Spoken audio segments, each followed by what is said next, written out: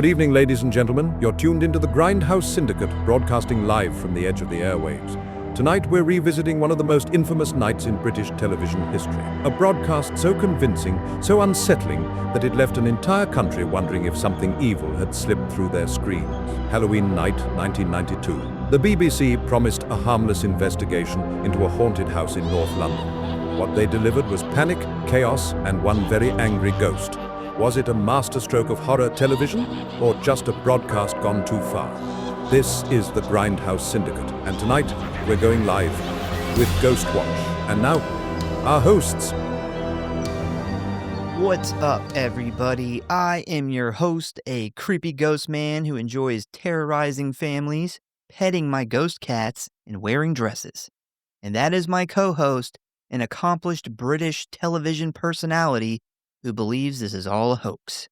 And welcome to episode 2 of our Paranormal Halloween special, where for the second week in a row, we are talking about a found footage / mockumentary, which I honestly didn't even think about when I put the schedule together.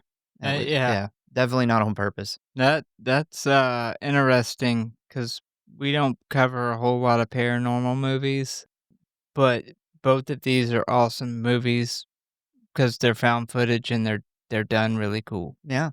This is one of those really interesting movies that is very unique. Like it's extremely unique in its own way, and it's more so kind of known for the story around it than the scenes in the movie itself.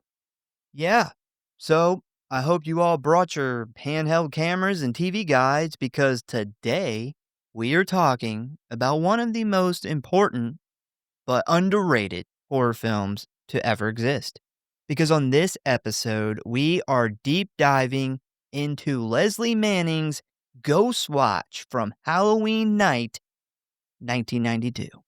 This is a perfect pick for this month because, we like to do the Halloween thing in October, all the movies. And this was not only takes place on Halloween, but was released on Halloween. The only time it's ever been broadcast was Halloween. Yeah, I think both, but I can at least definitely speak for myself and you. Every time I've mentioned it, I've been sitting on this movie for a long time. Yeah. I probably, at least at minimum, 20, 30 times throughout the course of the show, I've brought up this movie, but it has to be an October movie. Definitely. It's one that every time we start talking about October and Halloween movies, because it's our, obviously our favorite time of year, but for the podcast too. And it was, it's just one of those movies you can't touch if it's not October. And of course, we only have so many October movies we can pick. And I think this was one that was talked about a lot last year that ended up not getting to be covered. But yeah, I've been waiting on this one for a long time. Yeah, this is a very important film. If you haven't seen it, I highly recommend you check it out and then definitely come back and listen to this episode because I did a ton of research for this. And this is one of the few times that the real life story is just as interesting as the film itself. The main reason I chose this film this week is because I not only think more people should see the film, but more importantly, hear the story of what happened. Most of this film's cast was real life news anchors. Somebody fucking died from watching this shit when it came out. And what's even more crazy, it was only released for one night only on Halloween, and it was on regular fucking TV. Yeah. This literally sounds like something like some kind of made up movie. Well, not just regular TV either. A government funded channel. Like the BBC, we don't have these over in the US. I don't think C-SPAN maybe. I think C-SPAN might be government funded. I know at PBS. times PBS PBS was. is, yeah. I don't know if PBS still is, but I know that they were for a long, long time. But that was a lot of, like, kid stuff. That was, like, funded for, like, Yeah, child's yeah. education, and the BBC is, like, news. So, the fact that, the idea of the BBC is just kind of very different for us here in the US when you learn about that being a government-funded thing, and then when you find out that this movie was on the BBC is wild to me. Yeah. It's so fucking wild. And that just kind of makes that adds to the controversy that this movie created. I got a lot of stuff to talk about in the production part of this episode, and it's wild. I mean, it's absolutely wild. I cannot wait to get into it. Yeah, I started doing some research for this. As you know, I recently picked up the 101 Films Ghostwatch. I've been waiting to get my hands on that forever. I really wish I could get my hands on one of those limited edition box sets that they had when it was first released.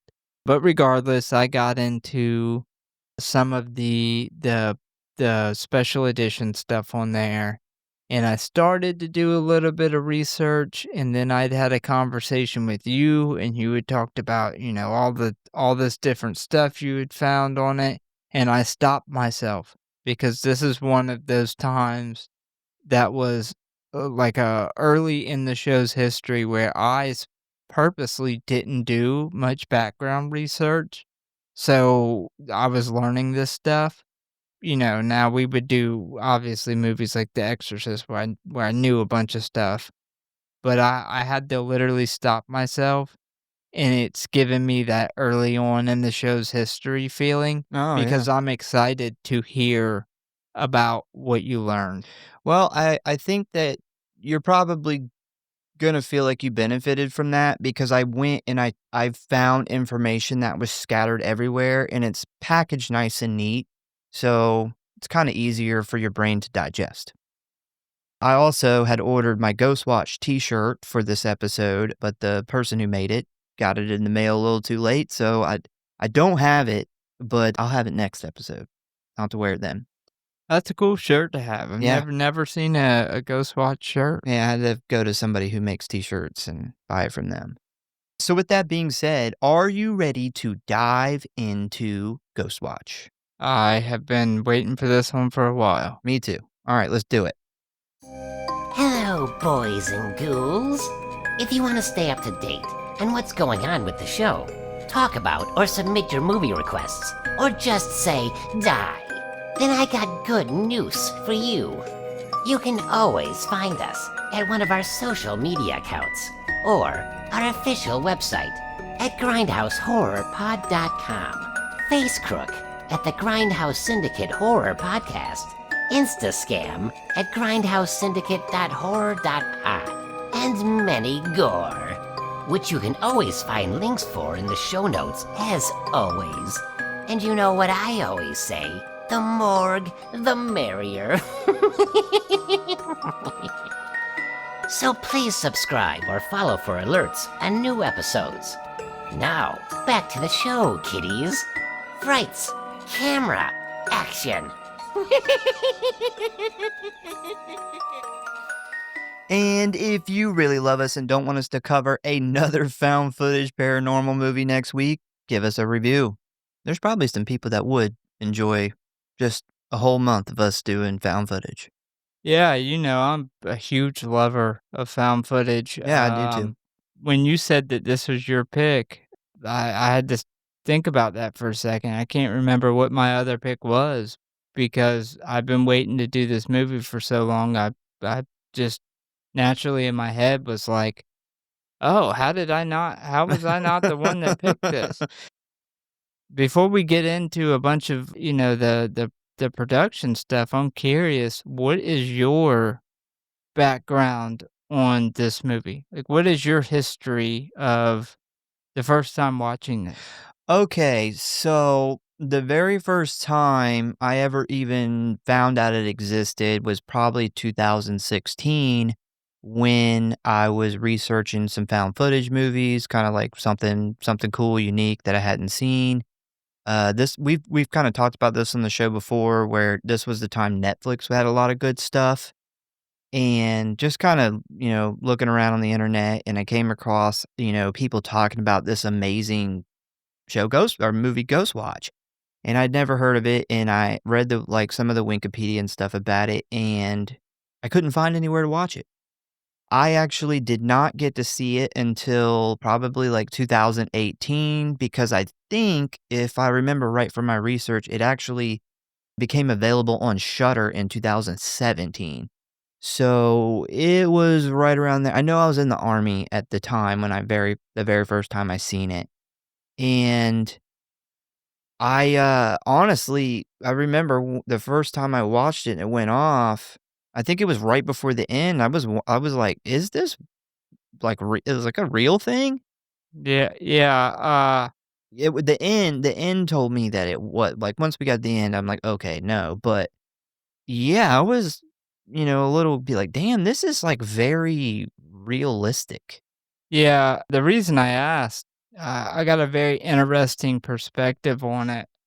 I had probably heard this movie talked about, but never looked into it really, and this was probably right around the 2018 time. I know it was, Shudder. I know it was, Prime, Amazon Prime, so it's probably when they put it on Shudder, and I didn't pick the movie. It was one of those, as you know, Brooke is, super Oh, into yeah. paranormal ghost stuff, like, anything that's ghost related, she will put on and play, and I didn't read the synopsis for it, anything.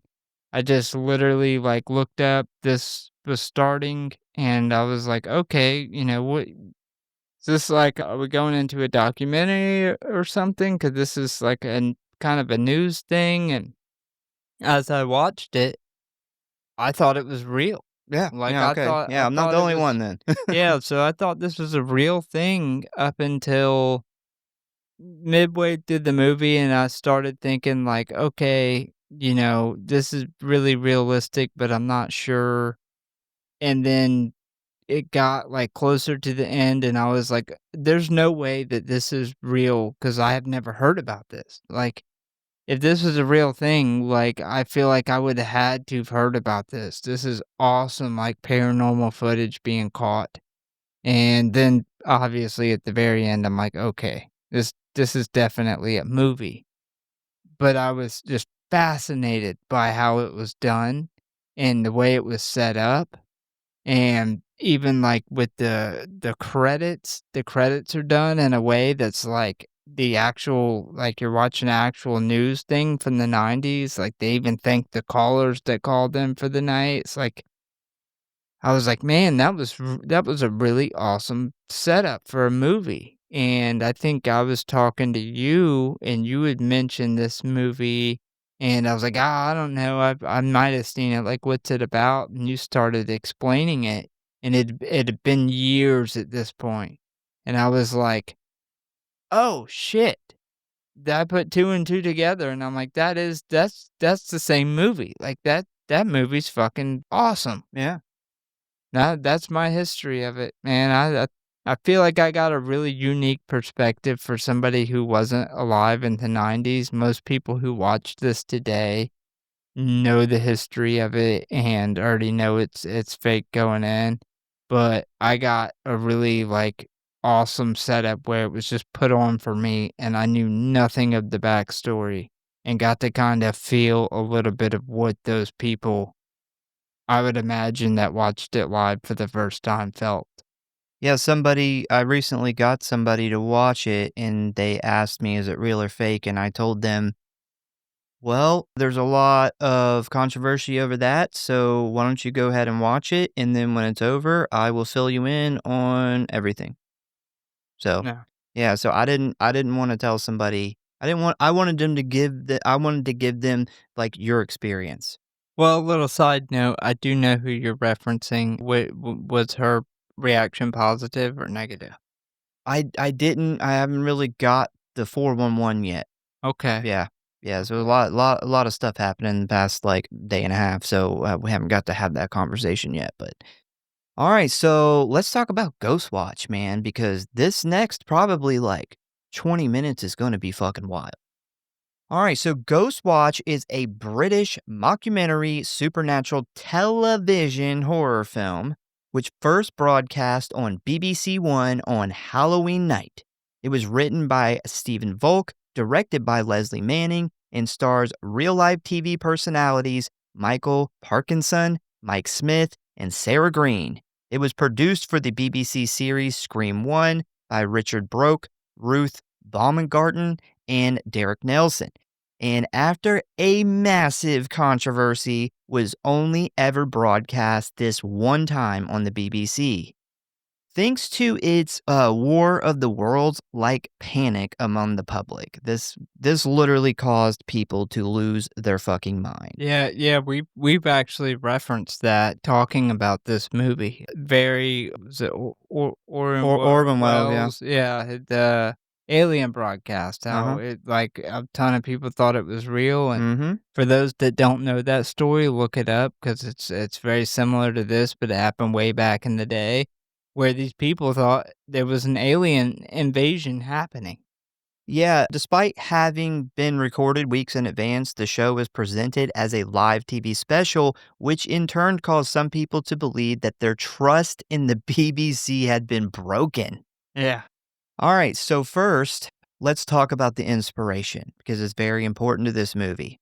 So, in order to tell this story, we have to go all the way back to London, England in 1977 for an actual event called the Enfield Poltergeist, where the alleged paranormal activity was centered around sisters Janet and Margaret Hodgson, age 11 and 13.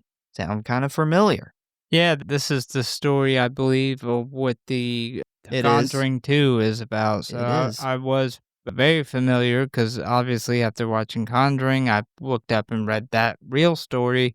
And I did, upon this watch, put some parallels together with the two stories as far as the little girls go. Many members of the Society of Psychological Research believed the haunting to be genuine, while others were unconvinced and found evidence the girls had faked incidences for the benefit of journalists. The story attracted a ton of press coverage in British newspapers, has been mentioned in books, featured in television and radio, documentaries, and dramatized in the 2016 film The Conjuring 2. So, in August 1977, single mother Peggy called the Metropolitan Police to her rented home at 284 Green Street in Enfield. She said that she had witnessed furniture moving and that 2 of her 4 children had heard knocking sounds on the walls. A police constable reported witnessing a chair wobble and slide on the floor, but could not determine the cause of the movement. Later claims included disembodied voices, loud noises, thrown toys, overturned chairs, and children levitating. Over a period of 18 months, more than 30 people, including their neighbors, paranormal investigators, and journalists, said that they saw heavy furniture moving of its own accord, objects being thrown across the room, and the sisters seeming to levitate several feet off the ground. Many also heard and recorded knocking noises and a gruff voice. The story was regularly covered in the Daily Mirror newspaper until reports came to an end in 1979. So this, of course, ended with the investigators and journalists being split down the middle on whether this was an actual paranormal activity or a hoax by the oldest daughter, Janet. So all this inspired writer Stephen Volk, who eventually wrote a 6-part series titled Ghostwatch, with the final episode showing the actual overnight investigation of the house. Now, obviously, this was scrapped for a much shorter version, which became the film we all know and love today. So the original version of the screenplay was like this 6-part regular TV show with like real sets, shot on 35mm film, and real actors. And those first 5 episodes were going to be kind of all this lead up to this live broadcast. So pretty different, but not completely different from what we got. All right, so Once pre-production started, the BBC passed on the 6-part series, and the idea of a realistic documentary-style broadcast became really appealing because of the success of other BBC shows like Rail Watch, Crime Watch, and Hospital Watch, which Sarah Green actually sometimes hosted. Once this was approved, they decided to bring in actual BBC television personalities in order to add to the realism and make it more fun for the audience. This included Michael Parkinson, who was a very well-known broadcaster, journalist, and author, Sarah Green, who had hosted many shows on the network, including a kids program called Going Live, and her real-life husband, Mike Smith, who was also a television presenter. The studio scenes were recorded in Studio D, an actual BBC studio, with the scenes at the house and the street being shot on location around 5 or 6 weeks before the recording of the studio scenes. So they filmed for a month in July at the house, where they had to drape the whole place in like this thick black curtain to make it look like it's nighttime.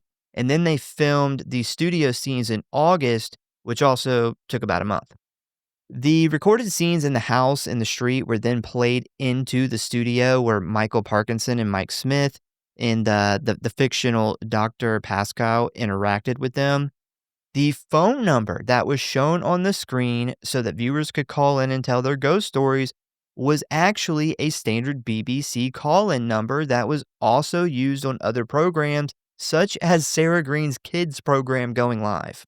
Huh. Yeah. That's interesting. Very I've always wished that we could get a compilation of some of the people who called in that night. Like, I know that I don't know the specific number, and I'm sure you'll have more closer to the specific number I of do. people who called in that night. But I would love to get some of the better calls, like on a compilation list. I think that would be really cool to hear. I don't know how much of that there would be because of what I'm about to tell you. Oh, I highly doubt that even, the kids program ones where people call in, that stuff was recorded and kept for history's sake. But if it was, it would be really cool to hear the perspective of people who were watching this live thinking it was real the night of. So, when real people called in during the broadcast, they would receive a message informing them that the show was fake. Right off the bat. Oh, Yeah. damn. But they could still tell their story. They allowed that. The only problem with this was there were only 5 operators to answer the phones, leading to most people just getting a busy signal. So they didn't even get through. Now, the BBC got a little bit nervous once they became concerned about the effect of the broadcast would have on the public, and they very nearly pulled the show right before it broadcast.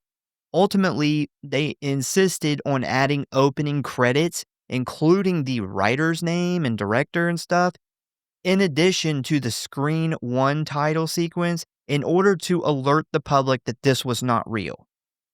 But that did not work out so well, and I will tell you why in a minute. So, on October 31st of 1992, at 9:25 p.m., Ghostwatch premiered on the BBC for the first and last time ever.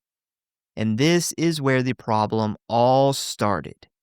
Because the show came on at 9:25 and not 9:30, all the people who were watching other programs that went off at 9:30 missed the first 5 minutes. Meaning they missed the intro that shows that this is all like a made-up story and an actual production, which is what led people to believe this was a real event. Plus, you gotta think the news is something that a lot of people put on. They're doing other stuff. This is Halloween night. I assume in the 90s in the UK, trick-or-treating was a thing then, Oh, yeah. like it was here. People trick-or-treated a lot later back then, too, when we were kids.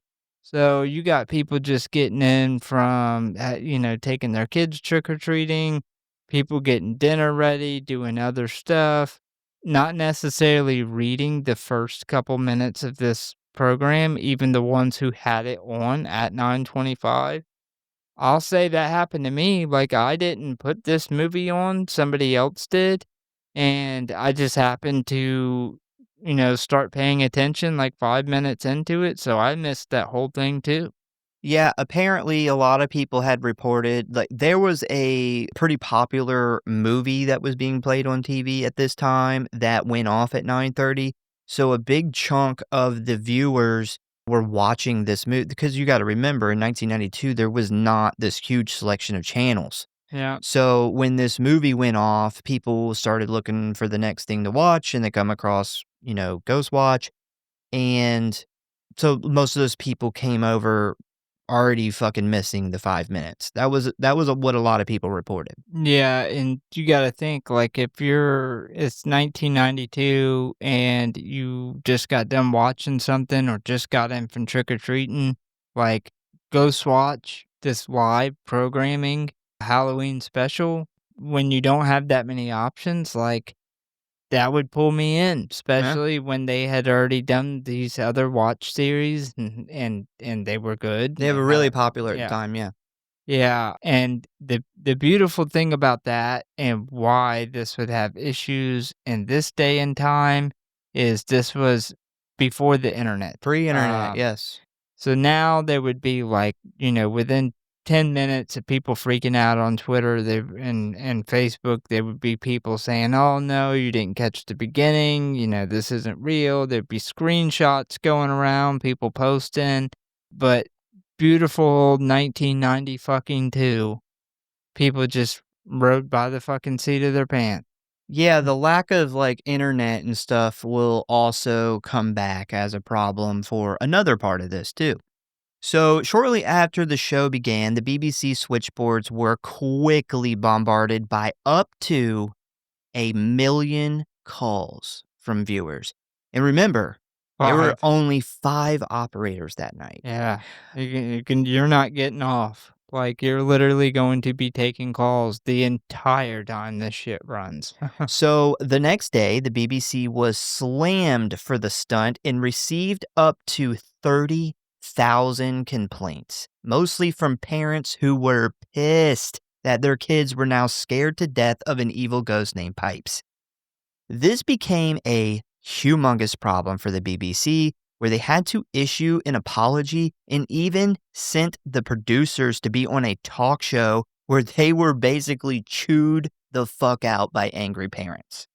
This got even worse a week after the broadcast when news broke of an 18-year-old male named Martin Denham who had taken his own life after becoming traumatized by the Halloween special. Despite his parents repeatedly telling him that ghosts weren't real, he gave away many of his possessions and hanged himself from a tree in the backyard. Yeah, unfortunately for the BBC and the heat that they took, like, if your child, especially you said he was 18, 18 years old. 18 years old, offs himself, there was deeper issues. Like, there's no way that this one show was the primary reason, like, he didn't have any issues, and he watched this and spiraled so downhill within a week that it caused him to take his own life. Like, there had to be some underlying issues there, but unfortunately, I'm sure the BBC took a lot of heat when that happened. So the authorities found a note in his pocket to his parents that said, quote, "Dear Mom, please don't worry. If there are ghosts, I will be with you always as a ghost." That's sad. Yeah. This wasn't the only negative thing that was reported, as many parents claimed their children refused to sleep, had panic attacks in school, and had to be placed in therapy. Also, the night of the broadcast, the show caused 2 women to go into labor, and apparently a war veteran reported that he literally shit his pants. I swear I am not fucking making that up. Who do you report that to? The news, the media is Do what he you did. call your local news station and say, "Hey, emergency here. I have dropped a couple bombs in my pants." Yeah, so 2 years later in 1994, a psychologist reported the first ever medical case of PTSD from a television show after 2 young boys reported still having symptoms to their doctor. And this still stands to this day. That is I don't wanna say hilarious 'cause I don't want people to think that, I don't take PTSD seriously. Obviously, I'm a vet, you're a vet, we take that very seriously. But if your calls for PTSD was solely on, Television show? yeah, that's pretty rough. Yeah, apparently though that I don't know how long it took, but according to the parents, the boys' symptoms did eventually kind of fade. So Yeah, they they grew up. don't still Mm. have it. I don't think. Yeah, when you live in a haunted house, especially as a kid, even if you're not, I would imagine kids are scared of ghosts. Like that, you Yeah. can't blame that all on the show. Like people are scared of ghosts a lot of times when they're kids, and then they grow up. So all this controversy really did a number on the BBC, causing it to pull Ghostwatch from any award nominations and apologize to the public repeatedly. They also decided to never air the special again, where it remained stored in a warehouse for years to come. They still haven't shown it and apparently don't have any plans to anytime in the future. But this was only the tip of the iceberg when it comes to this scandal. If you're interested, definitely look into it. There's a lot of stuff. There's a lot more stuff. There's a lot of doctors kind of, doing research on the people that this affected really badly. There's so much, man. You could literally do a whole entire episode on the controversy of Ghostwatch. Yeah, I do want to say, like, huge props to BBC. This just reminds me of how fun Halloween used to be when we were kids. In the 90s, for, a government funded program to put this together to release as a fun thing on Halloween. Unfortunately for them, they took a lot of backlash on it, so I don't blame them for never showing it again. I love it, and I would never show it again just for sake of my job after the heat that it caused. But yeah, props to them for putting this thing together, man. Yeah. Thankfully, though, despite the BBC's extreme embarrassment of the situation, Ghostwatch did not completely disappear from existence. On Halloween in 2008, it was shown for the first time ever since the original broadcast on a Canadian horror channel, Scream. Then in 2017, it became available on American streaming service Shudder. There have been 3 UK home video releases, a VHS and DVD in 2002, a 10th anniversary edition in 2011, and a 30th anniversary Blu-ray release in 2022. A retrospective documentary called Ghostwatch Behind the Curtains, based on the film's lasting impact, was released in 2013, featuring interviews with many of the original cast and crew. So, let's talk about a sequel. As featured in his collection Dark Corners, screenwriter Stephen Volk wrote a short story entitled 31/10, which is effectively a sequel to Ghostwatch. The piece was later selected for the year's Best Fantasy and Horror in 2007, 12th Annual Collection, and nominated for the Horror Writers Association Bram Stoker's Award and British Fantasy Award for Best Short Story in 2006. The story itself centers on Volk taking part in a fictitious 10th anniversary edition of Ghostwatch in 2002, where they ventured into the previously sealed off BBC studio space where the original show took place. He is accompanied by a small team of individuals whose lives were somehow affected by the broadcast 10 years previously. A free PDF file of 31/10 can be found on writer Stephen Volk's official website. So they filmed this? No, it is. I guess. Oh, I guess it was written. nobody wanted to touch it after this, so yeah, he just wrote it. Yeah, it sounds like from the writing that it was that he wrote it from the perspective that what happened in the original were real events and not that this was this No, fake story, no, and yeah, you're right, you're right. yeah, that the original events were real, and yeah, man, I would definitely love to check that out. I You would can love to check it see out for that free. as a movie. I unfortunately don't see anybody ever touching it just because catching that magic in the bottle, like, you can never put this back in the No, bottle. no. Like, once it came out, like, and that's what I was saying earlier, the interesting thing about this movie, it's one of the rare occasions where the movie's more known for what happened outside of the movie than what is actually in the movie Yeah. itself, Mhm. and, you get that lightning in the bottle, once it's released, you can never put it back in. So before we move on to the rest of the episode, I just, want to add my 2 cents on the legacy of this underrated film. So at this point, I think it is safe to say Ghostwatch changed horror forever. The legacy it leaves behind is typically much bigger than most horror lovers ever even realize. Many filmmakers and writers have praised Ghostwatch for influencing them and their projects, and even igniting people's love for found footage in mockumentary style storytelling.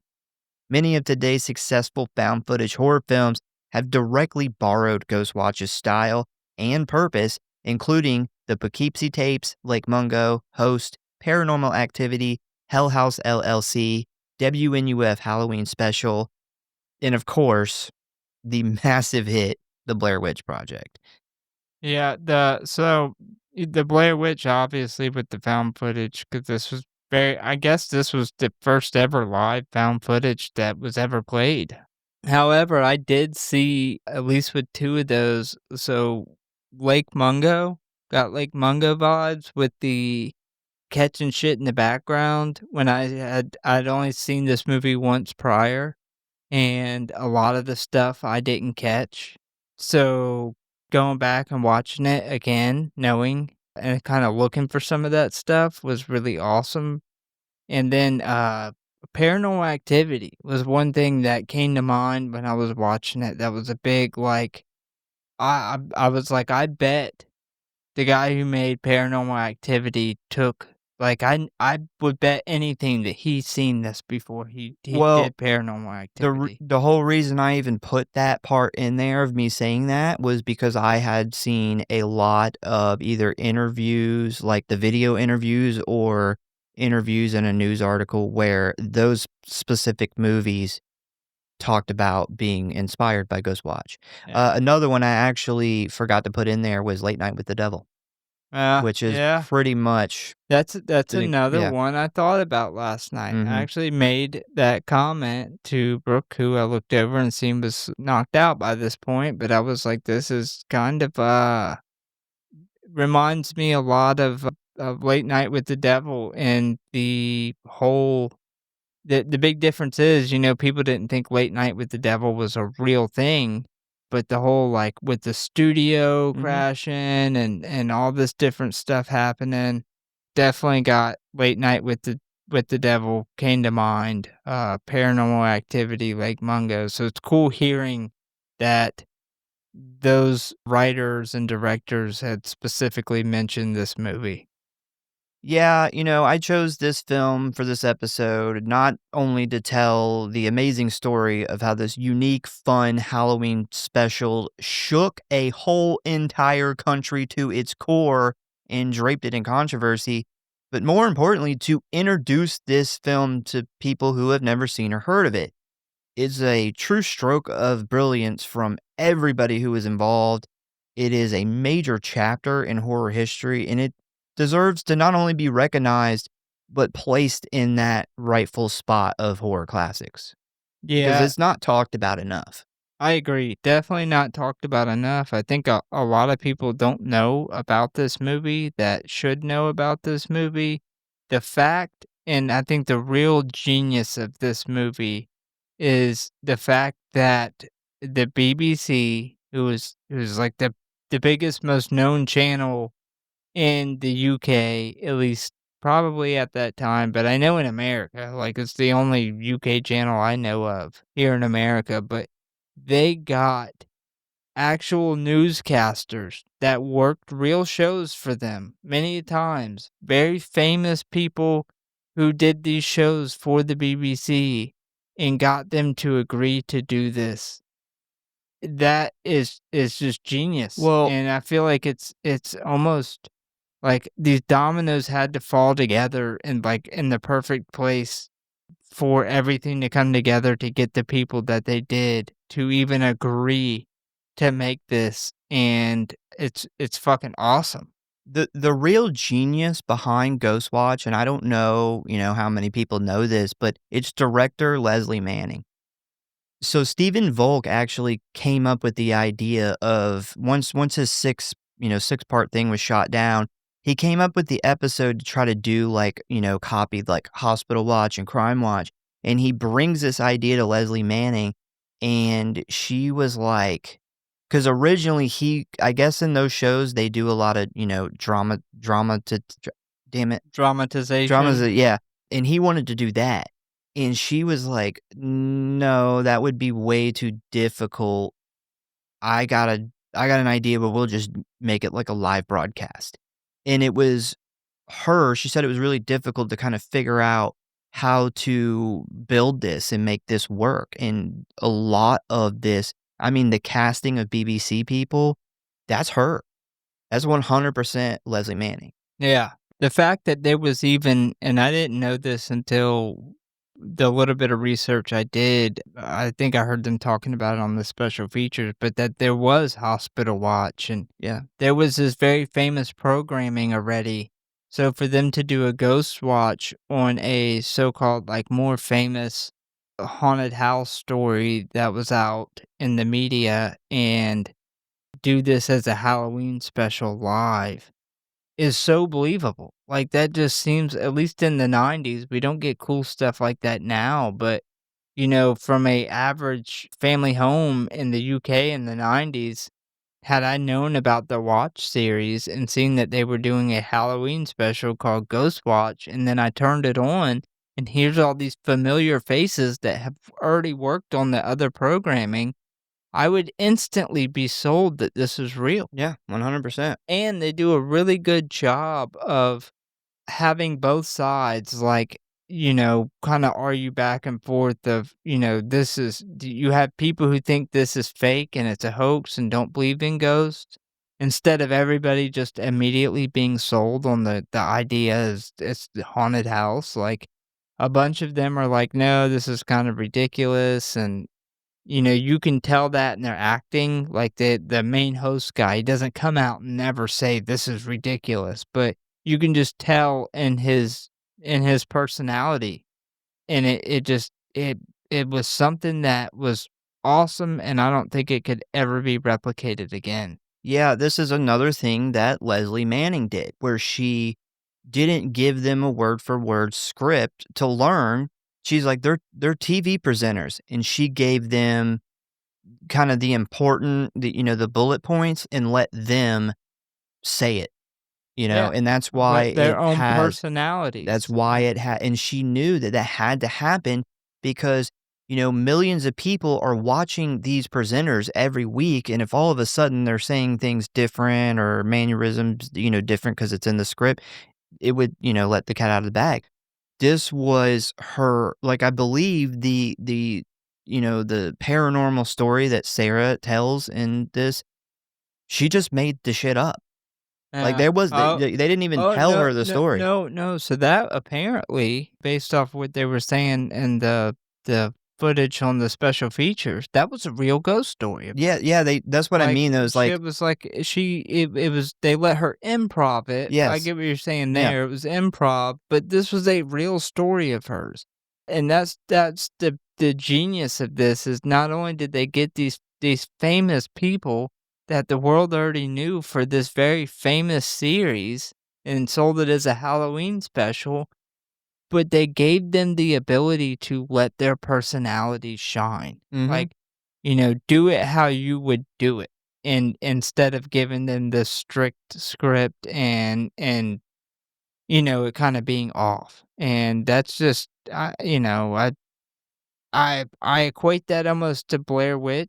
Like, it's not the same situation. Like, they knew what they were going into, but the improv side of it and letting their real personalities kind of shine, it gives it a feeling of authenticity that you don't get in movies. All right, so ratings. Rotten Tom, 100%. Wow. This is the first movie that we have ever done that has a perfect Rotten Tomato score. That's fucking kind of insane. Yeah, IMDb, a 7.3 out of 10, and no surprise from Letterboxd, a 3.8 out of 5. Yeah, is there ever anything out of the threes? If you would like to watch this movie, you can currently find it streaming with a premium subscription on AMC Plus, Shudder, Sling TV, Filio, YouTube, and Roku, and for rent on Google Play and Fandango for $2.99. All right, it is time to dive into the plot of Ghostwatch. So, we immediately get a quick title card and then jump right into the intro with Michael Parkinson, who is calmly standing in front of a spooky fireplace located in one of the BBC studios. And he says, "The program you're about to watch is a unique live investigation of the supernatural. It contains material which some viewers may find to be too disturbing. No creaking gates, no Gothic towers, no shuttered windows. Yet for the past 10 months, this house has been the focus of an astonishing barrage of supernatural activity." He then stands in front of a large screen made up of 16 20-inch TVs, which depicts just a regular suburban house. That's a lot of TVs. That's like very 90s. Yeah. Like 90s newscast. So we then cut to a pre-recorded video from a few months before, taken by the university research group who have been investigating the paranormal activity in this house for 8 months now. And we immediately see this kid's bedroom with two little girls laying in bed, with one of them using a table lamp to read a book. At first, everything seems fine until we jump to 3:55 a.m. When one of the girls gets up to go to the bathroom, we suddenly hear a loud bang, which wakes everybody in the house up. So this is actually our first sighting of the ghost, which will come back later. But in case you didn't see him, when the girl turns off the lamp, you can actually see kind of a translucent person in a dress standing by the curtains. I'm going to put every spot where he is in the movie, so when you go to watch it, you know where to look for, because I know it's hard to spot all of them.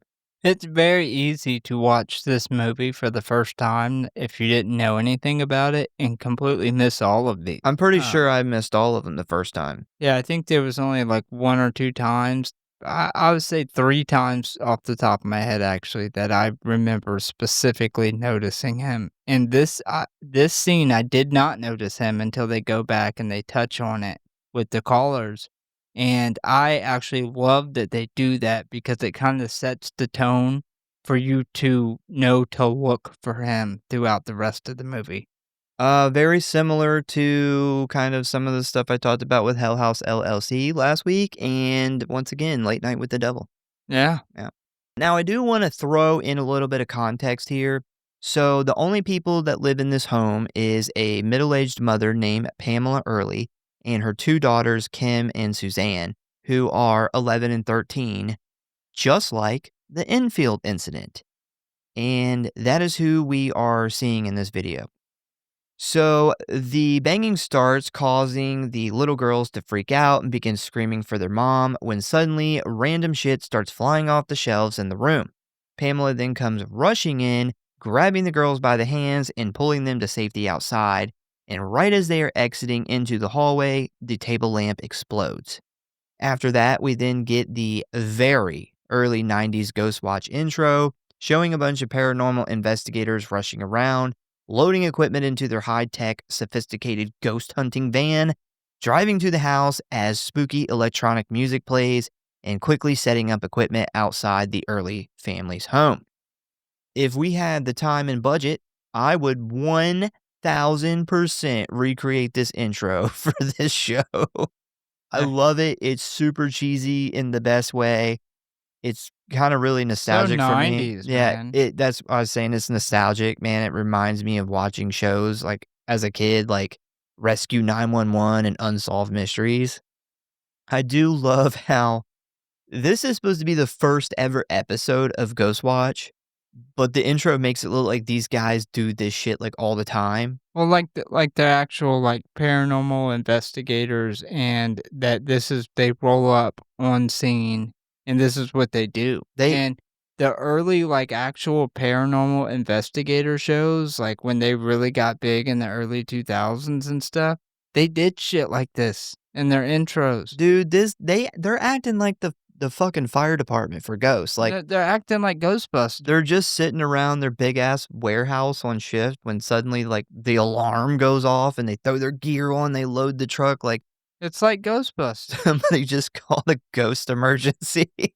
Yeah, it's literally like they're like Ghostbusters getting a call, putting on equipment. Dude, Zach Uh, Baggins fucking this is what like this is probably what started this, his need to just have equipment and bullshit.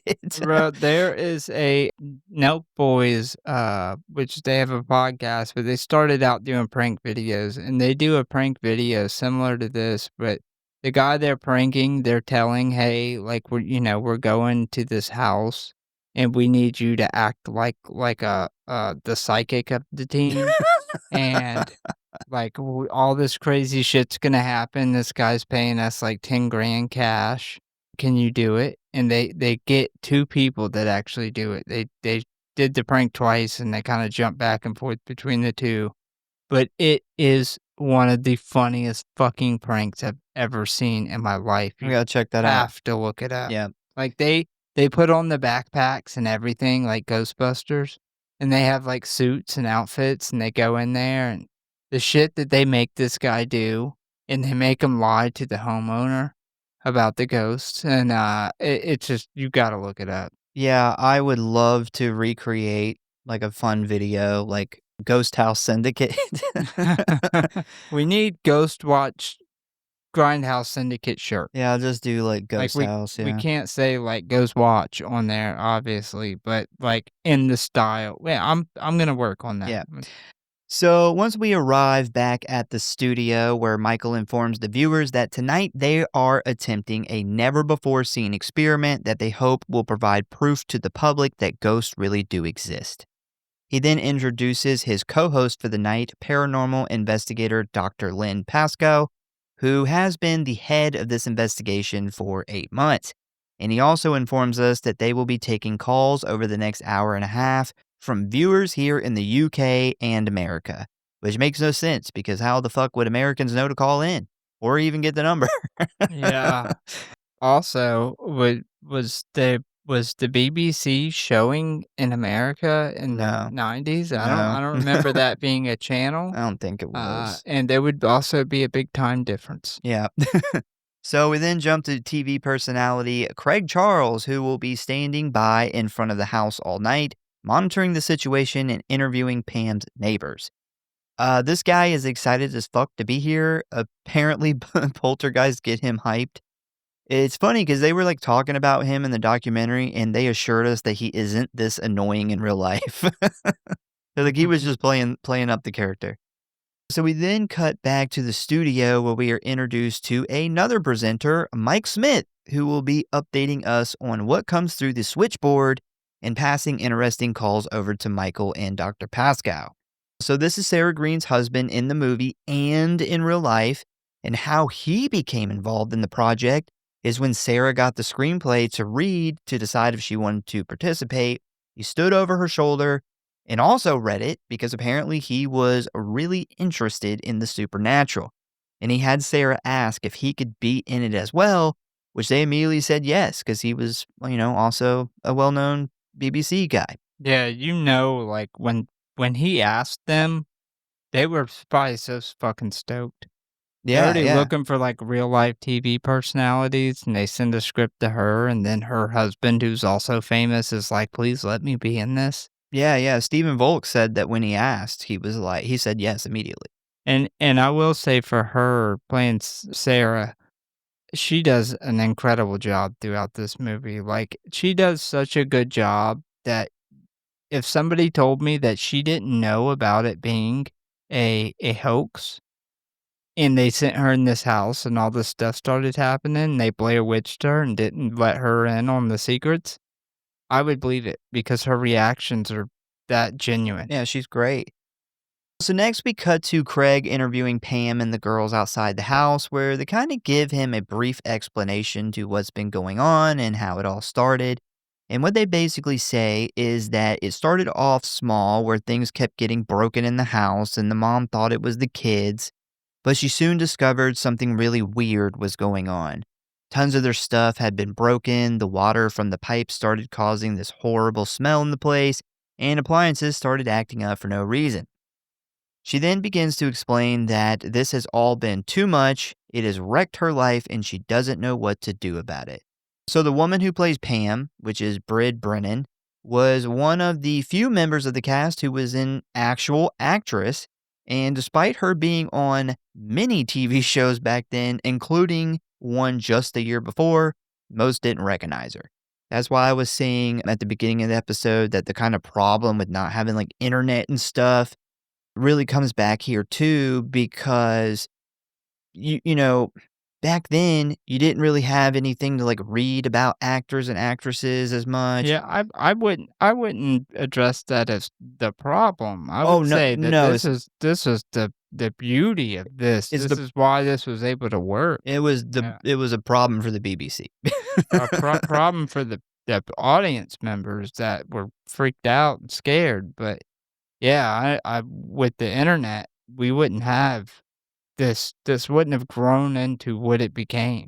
I mean, even with like, on demand didn't exist back then. So if you missed a show, you missed it. So that makes more sense of why people didn't recognize her despite her being on TV many other times because, maybe people just didn't watch that or they didn't have time or whatever. But yeah. Plus, like, with them getting these real life personalities that are known on TV, I feel like even if you did recognize her, if I was, watching this live and I knew these people who were hosting it, that would be enough to sell me. Like, I would be like, "Oh, she looks just like that girl," but I wouldn't question the validity because of the people that they got involved. Well, I mean, how many times have you been watching something and been like, is that so and so from so and so? And your first thing is, I don't know, look it up. Yeah. Couldn't do that back then.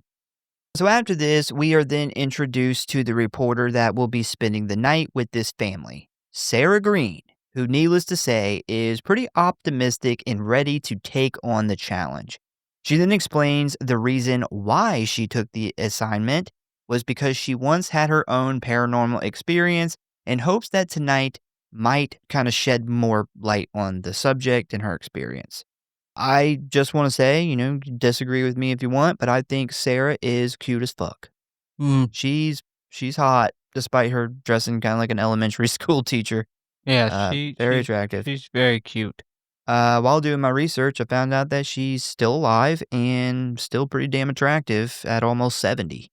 Unfortunately, Mike Smith passed away in, I believe, 2013, but they did. There's your chance. Yeah. Mike's out of the picture. Yep.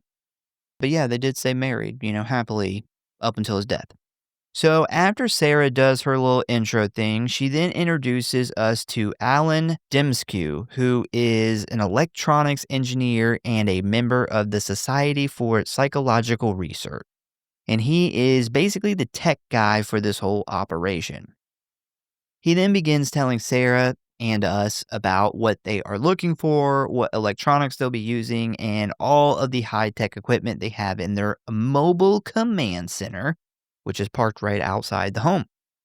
After that, Sarah then quickly introduces us to the two other people who will be joining her in the home for the night, cameraman Chris Miller and sound guy Mike Eiton.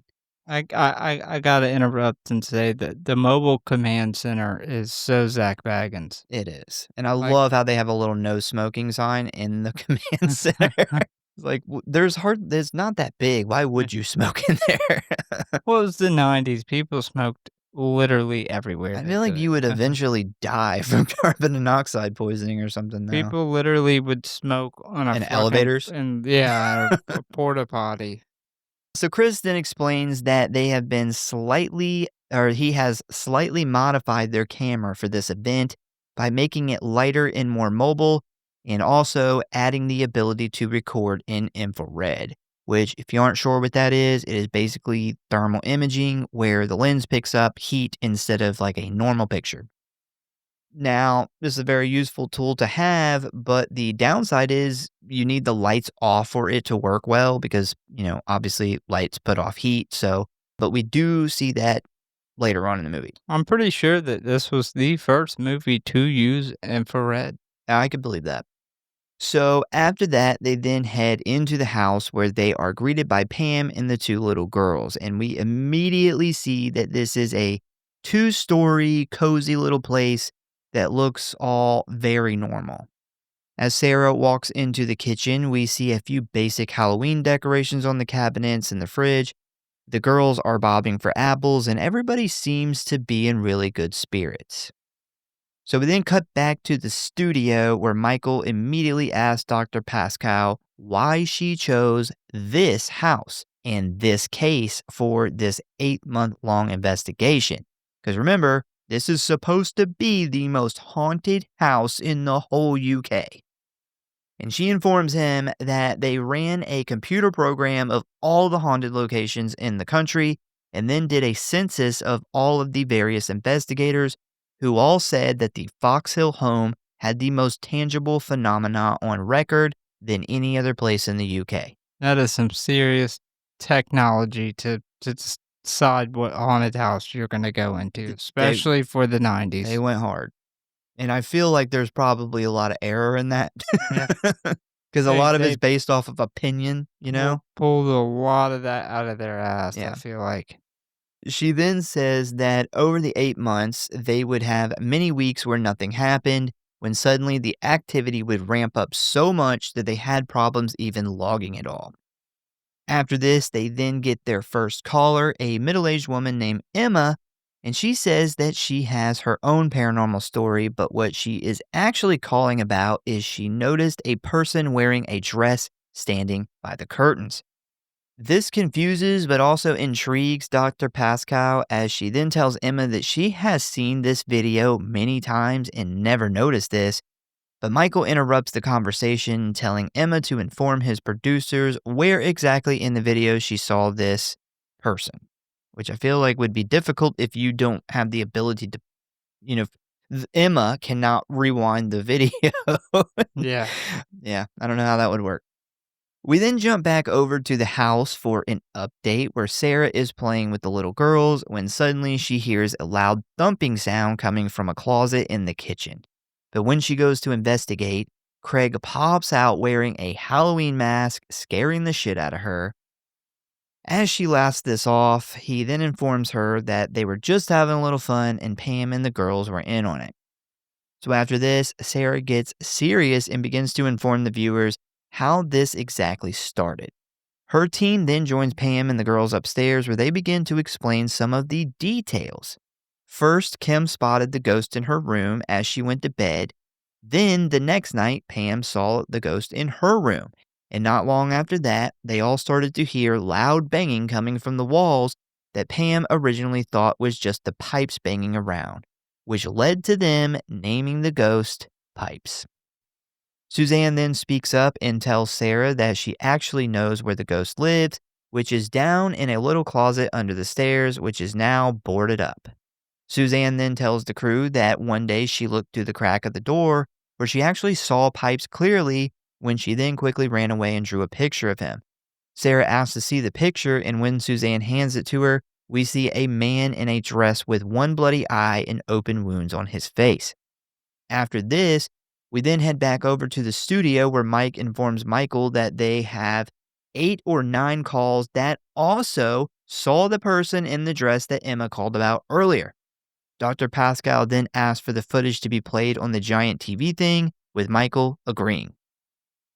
As the video plays, we can still slightly see the translucent figure by the curtains, But as the footage is played back a second time, the figure is nowhere to be found, even when played back in slow motion, leaving Michael to dismiss the claims as a false flag, as he says he doesn't see anything, which causes Pascal to chalk it up to a shadow on the curtain. You know how frustrating this must have been for the people watching this live Yeah. that thought this was real? They probably start calling in, like, I seen Yeah. it too, and Yeah, and get a then busy they signal. but then they rewind it and show it again, and it's not there. They do that a couple times throughout this movie Yep. where they go back and they remove it completely, and to be watching this live and have no way to rewind and go back and watch something or pause it, and just being so sure that you've seen something and then it not being there. And they do that really slick thing coming up where they explain, like, this is that phenomenon where your brain sees Yeah. things and kinda, makes a face or a body out of something that's not actually there. And if you're watching this live in 1992 and then they go back and they rewind and show it again and it's completely not there, you would believe that that is exactly what is happening to you.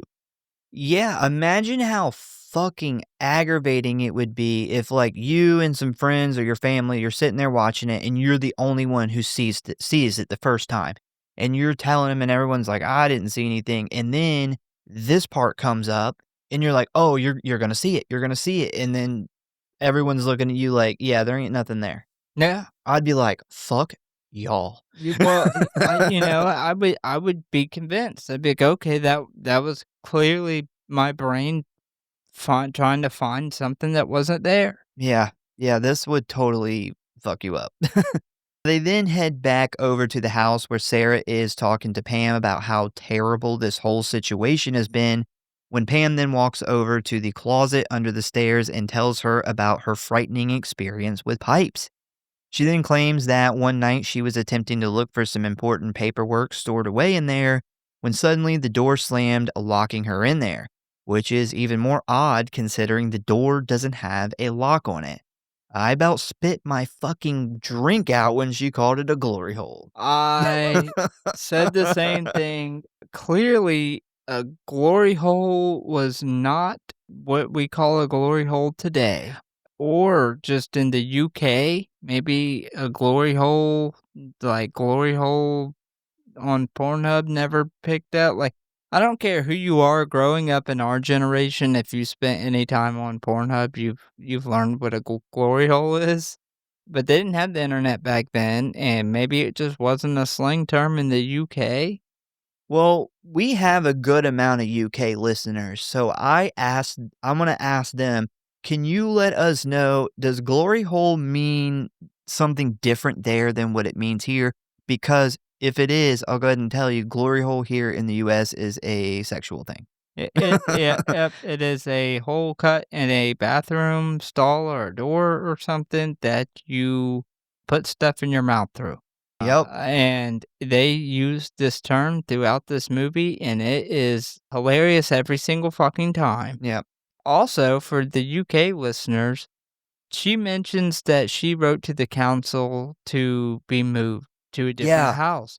So this is actually the first moment that I equated this to the Enfield haunting, family haunting, because that is something that they did in real life, and it confused me when I seen the story of that, and what is the deal with that? Like, back in the day, did they get, like, told where they were gonna live, or was this just a government program thing? Yeah, I don't know if it's like a public housing program, or is that maybe what, like, maybe that's their word for like a, apartment complex manager or something. Like, No, I these just, are houses, though, and it was like a house or a townhouse in the Enfield yeah. haunting, so I've always equated it to them essentially just it was like a public housing thing, Yeah. like what we would call like a Section 8 housing here, and they just had to request from the government to be moved to another Section 8 housing. But if that is different in the UK, please let us know, because that is something I've wondered about for a while. Yeah, I had it in my notes too. Like, I am confused 'Cause by I that. I thought about, like, if you did live in a super haunted, fucked up house and your kids were getting kinda fucked up from this and having issues, it would be awful to have to write your government to request to go live somewhere else. Yeah. Like, you are trapped. Yep. So as she began to scream for help, she claims to have felt a man's presence in there with her, breathing on her face. After a few minutes of trying, the two girls finally got the door open where Pam ran out, so panicked and scared she almost fainted. So after this terrifying incident, she claims that she wrote the council about getting them moved to another place, but they of course denied it, sending her to a social worker who then sent her to a psychiatrist. So after getting no help from the social worker or the psychiatrist, Pam decided to go to the press with her story, which, as you can imagine, didn't go well, with most of the news outlets painting her as a crazy woman. She's like, "You've got to get me out of this house. It came with a glory hole." And random guys will not quit showing up and putting their dicks in it. Yeah. After this, Pam is then called outside as she heads to a mobile mini studio they have set up in the truck, where she is then going to answer some of the viewers' calls, leaving the two little girls in the house with Sarah, Chris, and Mike. So after we see Pam take a call from a woman who used to live in the same area and claims to also have had run-ins with ghosts after a young boy died, Michael talks a little bit about Dr. Pascal's book on the Fox Hill poltergeist called Angels of the Odd. Now, I want to point out the photo on the cover of this book, which is a black and white picture of Kim and Suzanne hiding their eyes while sitting on the bed as random objects fly across the room. Well, this is very similar to the popular photo of the Enfield poltergeist case, which is also two little girls in the room as stuff flies across the room, which is, in my opinion, a cool little callback to the real case that this was inspired by.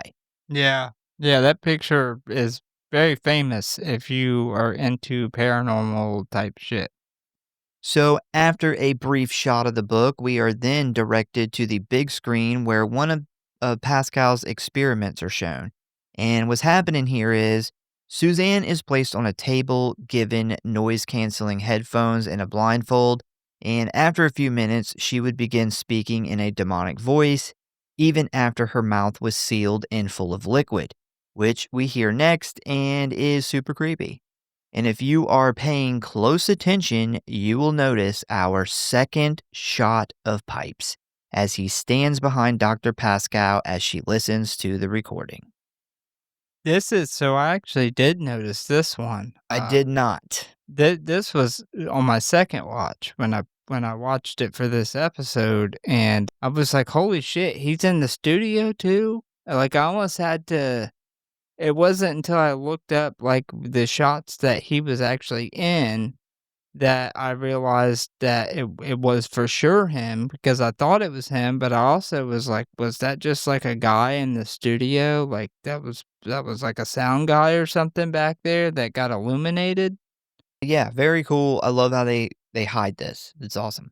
After this recording, her and Michael then walk around the studio talking and looking at some of the evidence from the last 8 months, where they eventually arrive at a plastic container full of broken glass dishes. Michael then asks her if the glassware was thrown across the room, and she surprisingly says no, that it actually broke while just sitting there. She then brought the she brought the fucking army in to evaluate the situation, where they determined that it was actually caused by a sudden major drop in the temperature. We also see broken statues, bent spoons, watches that just suddenly stopped. Michael then brings up some photos of Suzanne with scratches all over her face from a few months ago, where Pascal claims that she and Alan watched them appear out of thin air. Michael then asks her what her theory is after almost a year of studying this event, and she says that she thinks the poltergeist has targeted Suzanne because she is from a broken home, introverted, and entering into puberty, which a lot of books and films about demonic activity has also claimed. Very similar to like Reagan from The Exorcist. Despite this pretty well put together theory, Pam disagrees and thinks that they are basically in the wrong place at the wrong time. Michael then decides to bring on an American physicist and non believer of paranormal activity, Emilio Silvestri, who immediately says that this is all bullshit and a total hoax. I gotta say, as Americans, we got one character to represent us in this film, and they couldn't have picked a worse guy. Yeah. This guy is a fucking total douche. He is a smug asshole. He totally seems like a selfish investment banker from Wall Street who thinks he's like smarter than everyone else. Like, that's the vibe he gives off to me. Yeah. Yeah, no, me too. This guy is awful. I don't know why they would bring in a physicist from America to talk about ghosts. Fuck this dude in his huge shoulder pads. Yeah.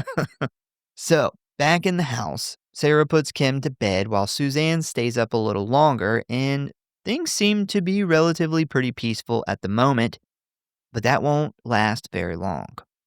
I gotta say, it was a really smart idea to bring Sarah Green into this, because watching her interact with the children, it's very obvious she is familiar with working with kids.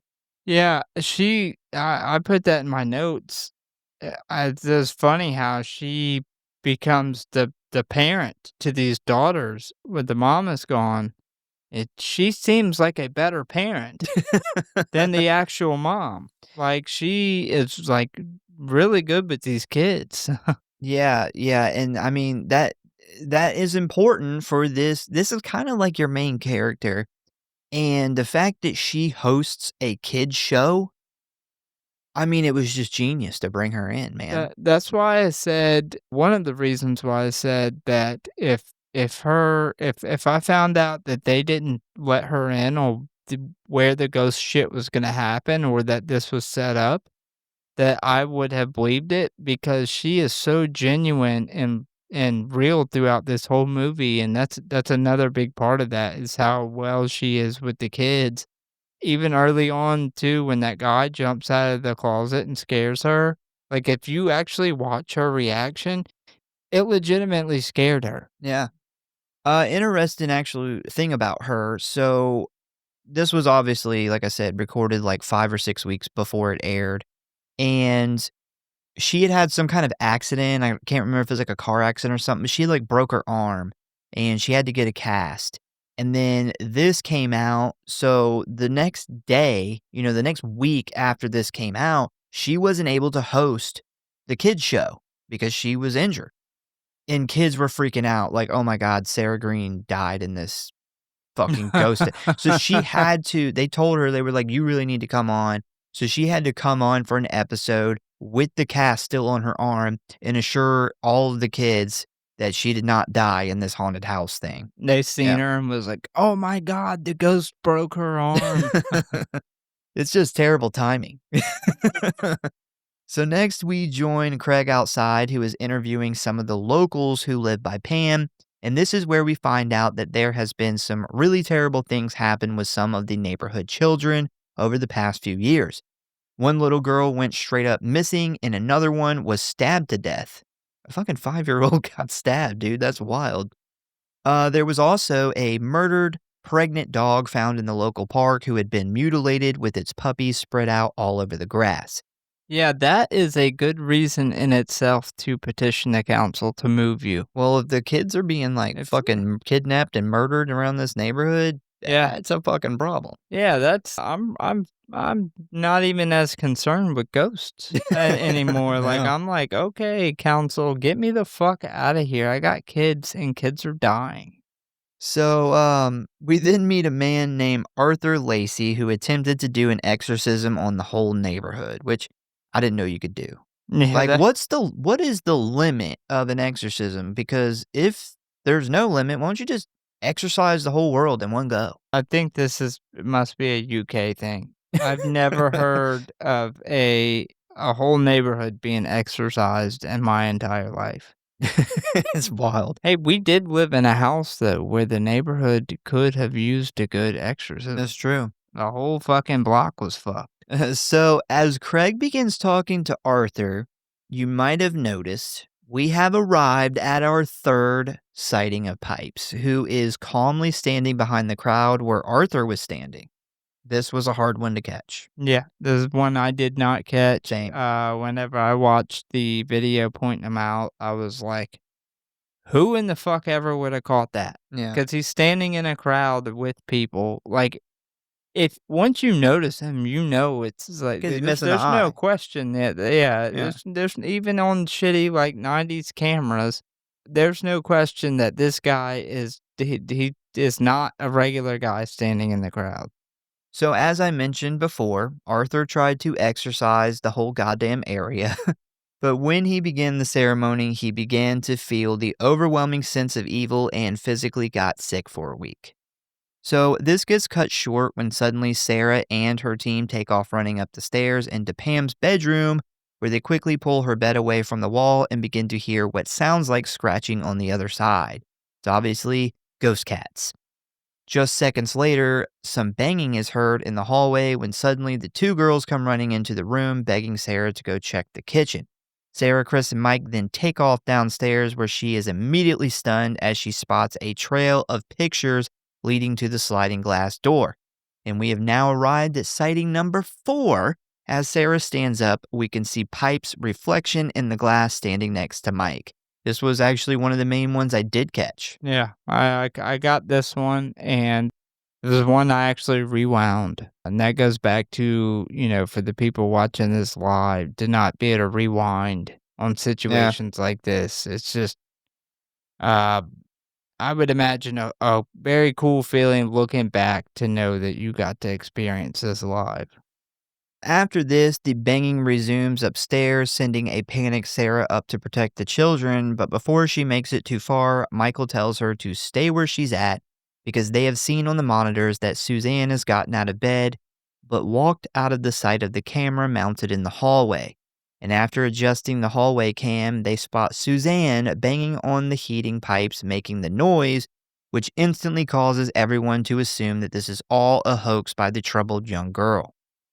This causes a huge blow-up between Suzanne, Sarah, and Pamela, with Michael back in the studio announcing that they set out to catch a ghost, but unfortunately it was all made up. And as the camera pans over to Dr. Pascal, we see a very worried look on her face as her brain struggles to understand what just happened. After a few seconds, Dr. Pascal realizes that this doesn't really explain the 8 months of weird, unexplainable shit that her and her team have been witness to, and she immediately tells Michael not to jump to such extreme conclusions quite yet. But unfortunately, Michael has made up his mind as he tells her that she's just upset because she has been duped. I remember seeing this and being like, God damn it, that fucking kid. Like, they did this cool ass Halloween special and at some point in the 90s, and like it was really had me sucked in at this point with the stuff happening, and I'm like, this is some of the best like paranormal stuff that we've actually gotten. I can't believe they caught this in a fucking night on live TV. And then I seen this and I was like, God damn, I fucking knew it. Yeah, that would have been my thought But immediately. it's was very like, realistic. it'd be Though. like, it was too good to be true. I Yeah, knew it. but I think it was a really good thing to put in there for the people who were on the edge of being like, this is really good, but almost too good. Well, this is loosely based on the real incident Yeah. because a lot of people thought that the older daughter, Janet, was faking it. Yeah, I think she does get caught faking She gets something. caught. Yeah, I can't remember what it was off the top of my head, but they do catch her doing something. It was like a news, like a paranormal investigator or the news, like a journalist or something caught her, and it actually killed a lot of the hype around that investigation. We then cut back to the house where Sarah, Suzanne, and Kim are now sitting in the kitchen with Suzanne hysterically crying, and Michael begins to ask her if she faked all this stuff. Pam then comes running in to console her daughter when Suzanne then admits that no, She didn't fake all the stuff, she just did it this time so the world would finally believe them. After a few minutes of this, we then cut back to the studio in order to give it a little time to calm down at the house, when Michael then brings Dr. Fuckface from New York on to discuss what just happened, and I'm sure that you can guess his opinion on the events that just unfolded. Yeah, yeah. Yeah. This guy's I told you a so. lot of I told you so. Yeah. This guy probably, if he was a real guy in real life, you probably hear a lot of I told you so being around this guy. So after this discussion, we then cut to another ghost story from a person off the street. I don't know. Do you remember this lady? Purple blazer, brown curly hair? Talking about a Uh, haunted house or something? Yeah, I don't remember exactly like her face. Okay, well, That's this is actually director Leslie Manning, who had a huge hand in figuring out how to put this mockumentary style thing together, which, as you know, had never really been done before and eventually became its own subgenre of horror. So big props to her. She also did a bunch of the voices of the women calling in, and then I'm not positive, but I think she might have did the creepy voice we heard, because the voice actor they hired couldn't do it the way she wanted it done, so she was like, "I'll just do it." eh, Yeah. hired the wrong person for the job. Yeah. Dude, she fucking killed it. Leslie Yeah, Manning fucking killed it. yeah. I've watching the behind the scenes and them talking about this whole idea getting off the ground and getting in motion.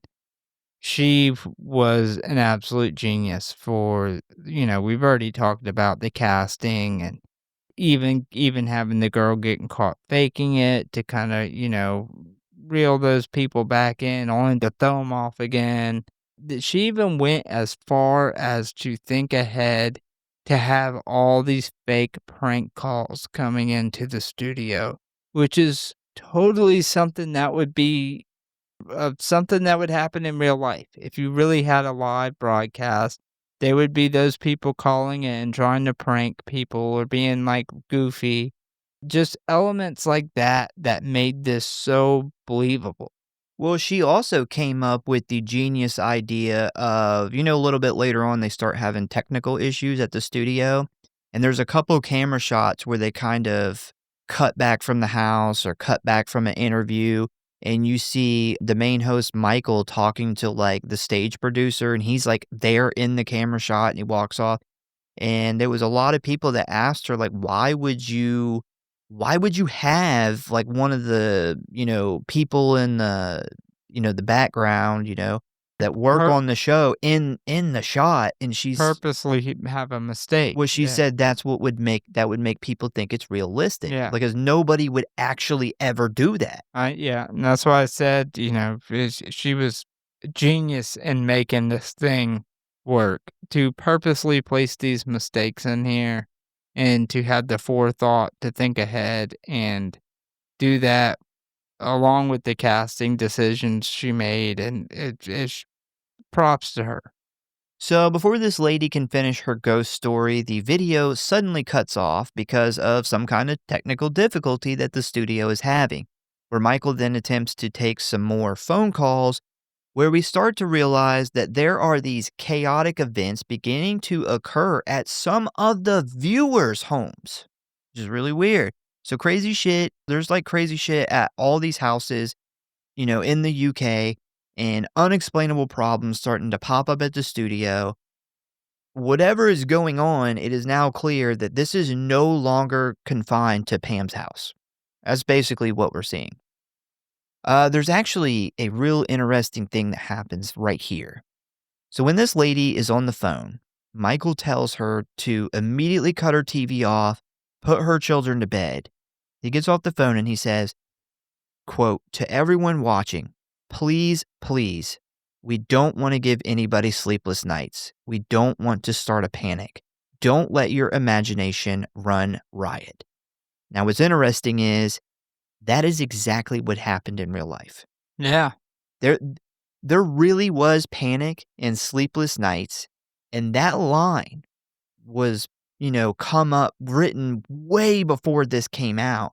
So it's weird that this scene kind of straddles the line between real life and fiction.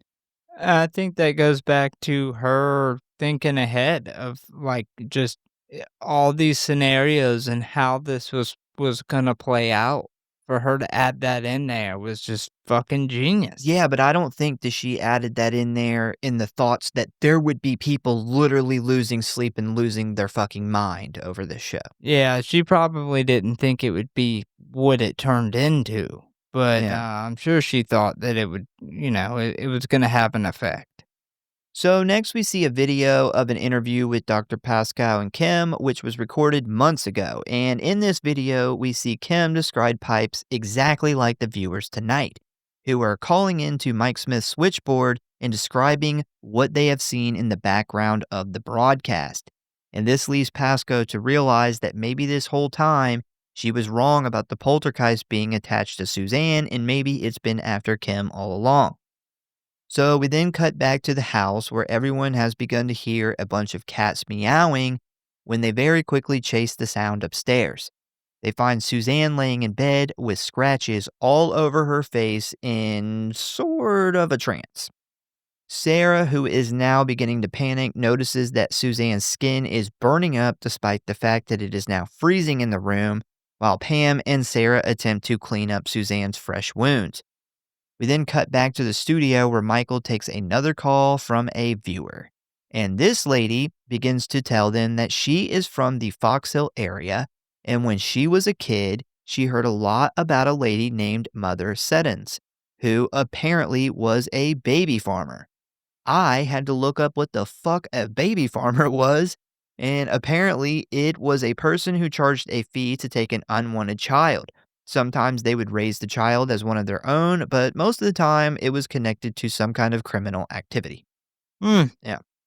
And that is exactly what happened here. Apparently, she would take the money and later on she would kill the child by drowning them. And after this bit of information, we are starting to put together that there has been decades of tragedy on this property, almost like the dirt was like tainted with evil. Yeah. Yeah. So after that call, we then cut back to the house where Pam and Sarah have decided to get the kids out of the house. And right as they start to head down the stairs, we begin to hear the loud banging again. We then jump to Chris, who is still in the bedroom filming, where we quickly realize that we have just witnessed pipes for the 5th time. This one's pretty easy to spot, I think. As Chris is kind of panning the room, you see him, he's standing by the curtains. But very prominent, I think, this time. Yeah. It's in front of the red curtains. Yeah. Yeah. So as they rush the children. This is another example, though, where they actually, one of the callers call in and they replay that shot. Or not, it wasn't one of the callers. The actual cameraman actually pans back as if he thought he seen something and it's not there. Yep. And that goes back to just watching this live in 92 must have been so frustrating. So as they rush the children towards the front door, Kim begins freaking out, saying Pipe said we have to stay, we can't leave. We then cut back to the studio for a quick check-in with Mike Smith, but after that, back at the house, we see the plan to get the kids out has failed, as Suzanne is now hiding in the corner, speaking in a deep demonic-sounding voice. The loud banging then starts again as Sarah begins having a lot of interference and technical issues while trying to update those in the studio. We then hear a high-pitched feedback sound as a family photo flies off the wall.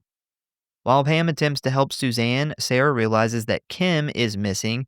While she frantically runs through the house looking for her, all types of weird shit starts happening, like the lights flickering, more banging, and appliances acting weird. Sarah eventually finds Kim hiding next to the refrigerator, where she shows Sarah that she ripped out her stuffed bunny's eyes and placed them in the sink. Yeah, the picture flying off the wall, that was what drew me back in. You got sucked back in. Whenever I watched it the first time. Because, after the hoax thing, I'm like, all right, all of this shit was caused by this kid, fuck this kid. And then when the picture flies off the wall, I'm like, okay, well, she definitely didn't set up the lights flickering and the picture. And I was like, once again, I'm like, holy shit, how have I never heard of this? And it makes sense of why a random live Halloween special from the 90s is actually streaming on Shudder, as if, it was some of the best paranormal footage that was ever caught. Well, that is why I said that when I first seen it, somewhere around halfway point or so, I was trying to figure out if it was real or not because I had heard of it, but what confused me was people were talking about all this real life controversy with the BBC and people being mad. And that's what kind of confused me. Like, if this is made up, why would anybody be mad? Why would there be controversy with the BBC? And so, yeah, that's what made me kind of question. Cause, like, you hadn't heard of it, but I had. And I guess my point is that even though I had heard of it, I was still trying to piece together because there's so much actual stuff in reality that were affected by this fictional movie. Yeah. So they then start to hear a bunch of crazy cat sounds coming from the glory hole, as Pam likes to call it. But as they bunch of dicks meowing like cats. But as they pry the door open, a large mirror flies off the wall, hitting Mike in the head and knocking him unconscious. Then, as the door slowly swings open, we get a sighting number 6 of Pipes as he stands partially in the closet. Imagine just, every time you go to walk to your kitchen or through your hallway, there's just a random new dick just hanging through that glory hole. Some creepo moaning on the other side. Well, hopefully it's not just hanging. It's like flaccid. So, never know, man. Yeah. After realizing Mike's hurt pretty bad, Sarah announces that she's going to run outside and get some help when suddenly they all hear Suzanne, who is now in the closet under the stairs, scream for her mom, yelling that Pipes is touching her and she is scared. But before we see what happens next, the camera feed inside the house is suddenly lost, sending everyone into a panic. We then jump to Craig and Alan, who are both standing outside the home, and according to them, they haven't seen or heard anything strange the whole night, and it appears to us they still have no idea of the chaos that is happening inside at this very moment. As Michael and Pascal begin to panic over the loss of communication with those at Fox Hill, the feed suddenly comes back on the screen, but there is definitely something weird about it because all it is showing is Chris, Sarah, and the 2 girls sitting in the living room playing a board game. They quickly determine that despite the video being back up, there is still no sound or communication, but considering how peaceful everyone seems, Michael and Pascal calm down a bit. While they work out the technical difficulties, Michael decides that they should take another call, but this time it is a man who has decided to remain anonymous, but claims he has some important information about the history of the house. Dr. Pascal informs the man that they have already researched all of that information, including all previous owners of the home, but he interjects asking her if she knows about Mr. and Mrs. Sellers, to which she responds yes, she does. He then asks her if she knew that the Sellers had rented out one of their rooms, which immediately sparks her interest as she informs him that she did not come across that information.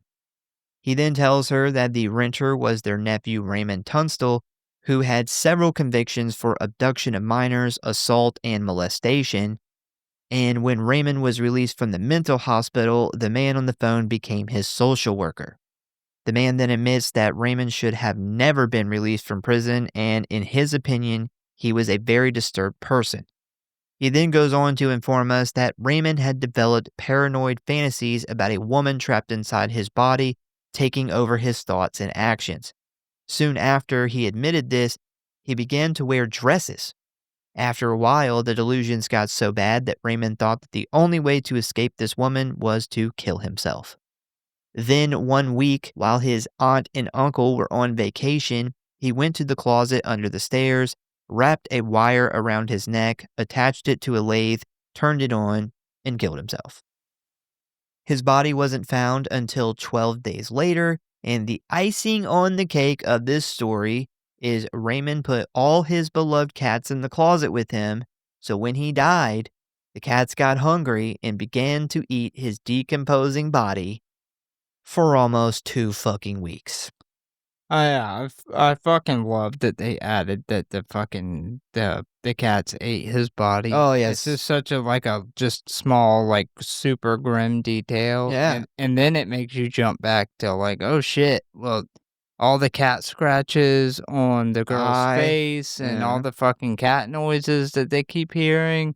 Like, It goddamn. it's kinda grim for TV, like a Yeah. public TV, like 100%. Yeah, definitely, especially on, like, fucking Halloween where there's a bunch of kids gonna be watching. So this information stuns Michael and Pascal, which eventually leads to an argument after Michael orders the switchboards jammed, believing this to all be a hoax. And this is where Pascal finally realizes what is going on. As she looks up at the screen, she notices that the picture that fell off earlier in the house is now suddenly back up, meaning this isn't a live feed from the home, it is a loop from hours ago before everything went to shit, meaning that somehow Pipes is controlling the show's TV equipment. This is where I think I was like, "Okay, this It's is getting good. this is a movie. Yeah. This is good shit. Yeah. This is definitely a movie." As the doctor tries to explain her discovery to Michael, they are interrupted by a strong gust of wind blowing through the studio. Pascal then sits down next to him and says, "We created a seance." That was then broadcast all over the UK. We then finally cut back to the actual live feed from the house, which shows Mike being taken away by an ambulance as police officers arrive. A very confused Pam and Kim then come running from the back of the house, where the officer takes them over to the paramedics, as Michael realizes that Chris, Sarah, and Suzanne are still missing. We then cut to Chris's camera, which has now been switched to infrared mode, where we see Sarah and him still trapped inside the house in the pitch black dark.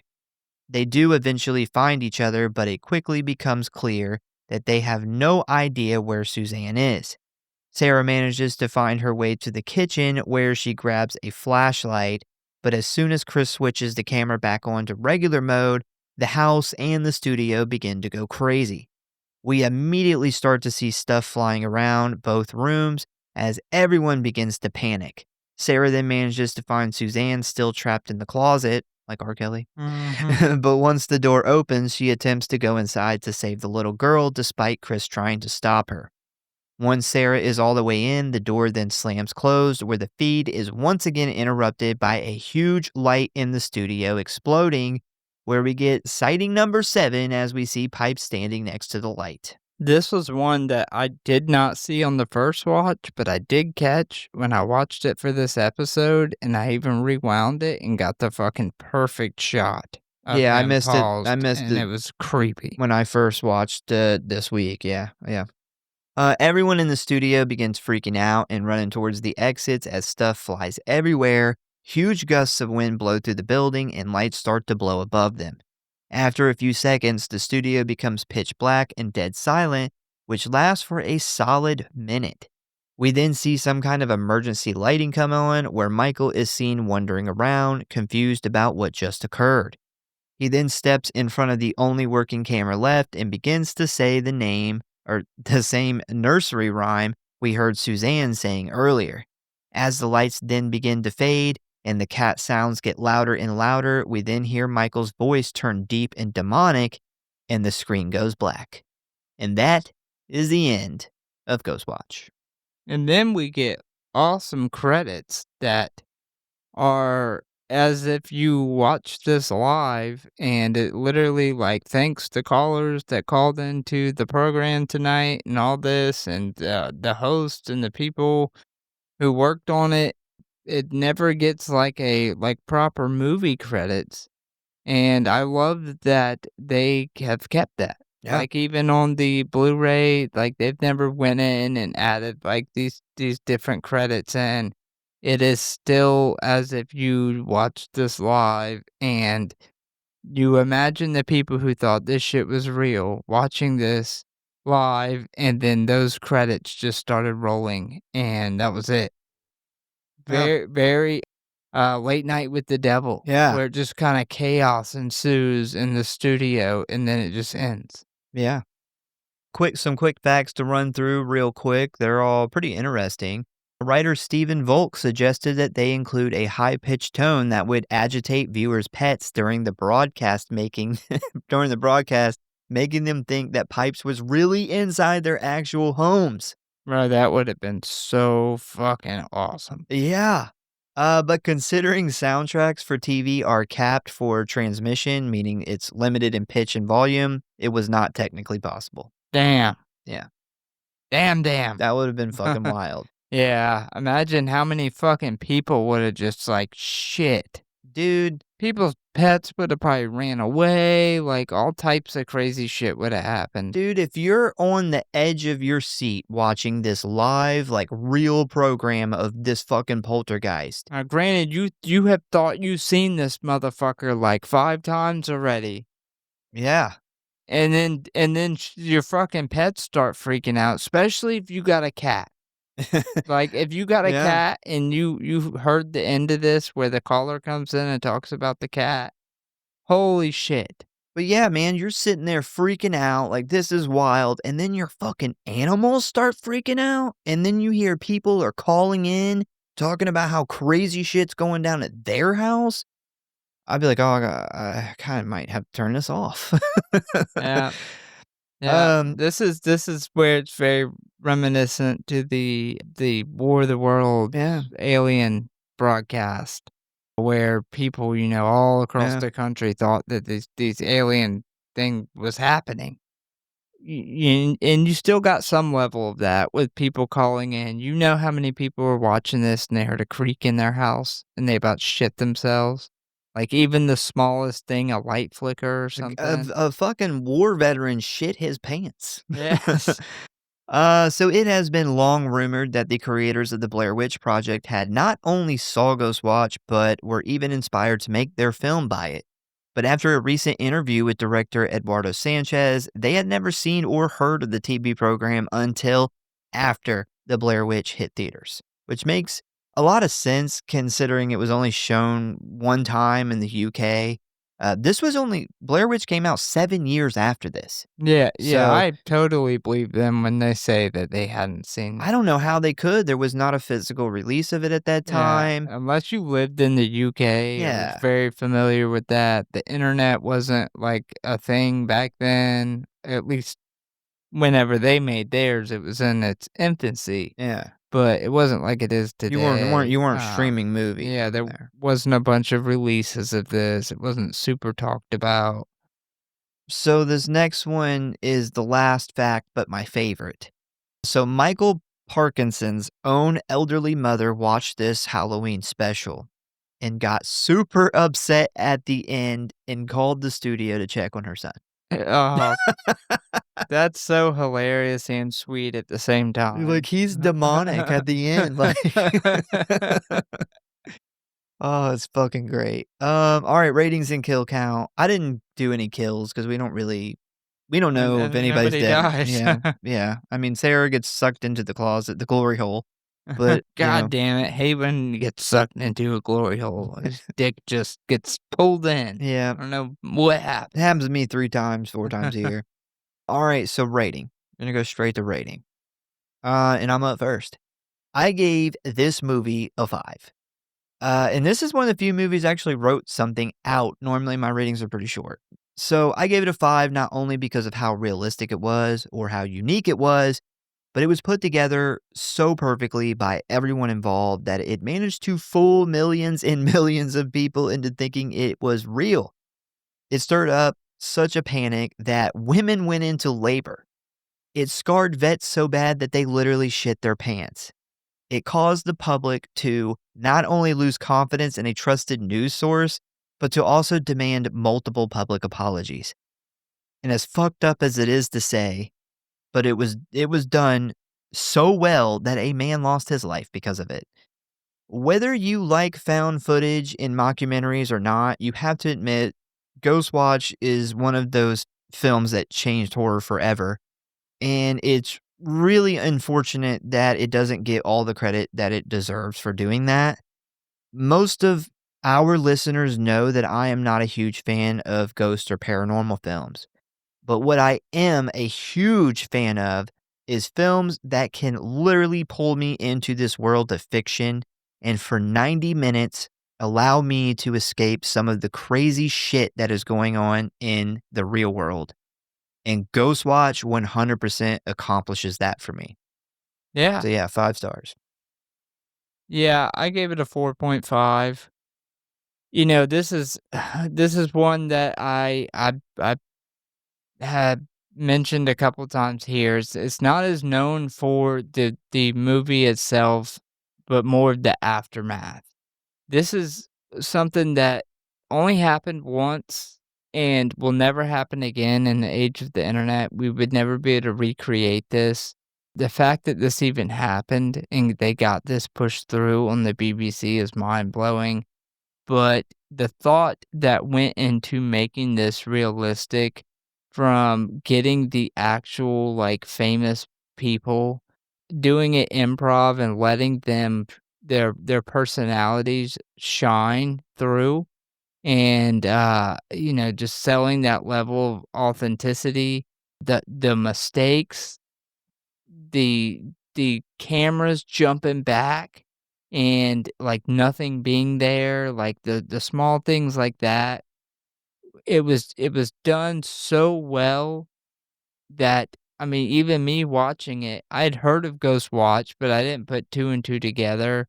Like, I'd heard of the premise that there was this good thing, but when Ghostwatch was put on, I just thought it was another ghost thing, and I was pulled in. I was sold. I was like, "How have I never heard of this? Like, this is some of the best paranormal evidence that there's ever been.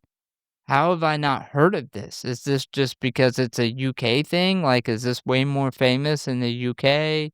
Is there a bunch of controversy that it was faked or something?" Like, I was pulled in, and to do that, to put so much forethought into it, and to be able to really pull somebody in who has seen a million movies and paranormal things, I thought it was great, and then Yeah. and then, I've said it before, I always account for the legacy that a movie leaves behind, and the found footage, the legacy specifically, not just on horror, but more specifically, found footage itself is just it is a shame it's not more talked about, Yeah.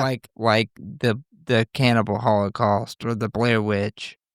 Yeah, definitely. I think that this movie deserves more love. 100%. That is, like I said earlier in the episode, that is one of the main reasons I picked it. I didn't necessarily pick it to do a deep dive on because of the story. It was because of the real life things that happened because of it. And then I also really want people to listen to this and be like, I've never heard of this movie and now I've got to check it out. Or like the very Lake Mungo and the placements of pipes, like, him snuck throughout the broadcast, and now you're able to go back and look for these ones, because even watching it twice, there was a couple that I missed, and I didn't see until I've seen the video that showed them all. And I love a movie that you can watch and listen to a show like ours, or, anybody talking about this, and then get excited to go back and watch it again to see these things you missed. And the fact that they convinced, like, an entire country of people that they were losing their fucking minds, that they were seeing these apparitions, and it was just this thing in their head that your brain does. Like, even them going back and talking about that phenomenon after the first time that he's shown, setting the stage for people to think they were going crazy throughout this, like, just the amount of forethought in it is amazing to me. They managed to get 1,000,000 phone calls in the span of an hour and a half. Yeah, 1,000,000. yeah, and something for, I mean, just the phone calls are one thing, the forethought that was put in it, but, even the the opening shot with the kids in bed and stuff, everything feels very authentic. Like, this is one of the more authentic like, that's one thing that makes found footage great is it has to feel authentic. It's easier to put yourself in the place of the people there. That's really when found footage shines, and this is a little different in that you put yourself in the place of the audience who seen this for the first time, and that's unique. There's not another horror movie that I can think of off the top of my head that did this. Yeah, I mean, also look at all the found footage mockumentaries that have come since then, and they didn't have like this. They had to figure out how to do this, and I don't think any of them were ever expecting that this would become its own subgenre in horror as a whole.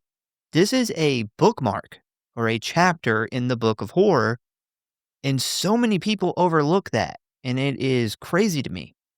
Yeah. Yeah, it definitely does not get the credit that it deserves. I wish it was talked about more. Well, that is our thoughts on Ghostwatch. Once again, we thank you guys for listening. Let us know your opinion on Ghostwatch. I definitely want to hear how many people, knew about this movie before, say, this episode. Please give us a follow or like if you enjoy the show. Check out the website, check out the socials, tell a friend, a family member, or your flesh-eating herd of cats about the show. And we hope to see you next time.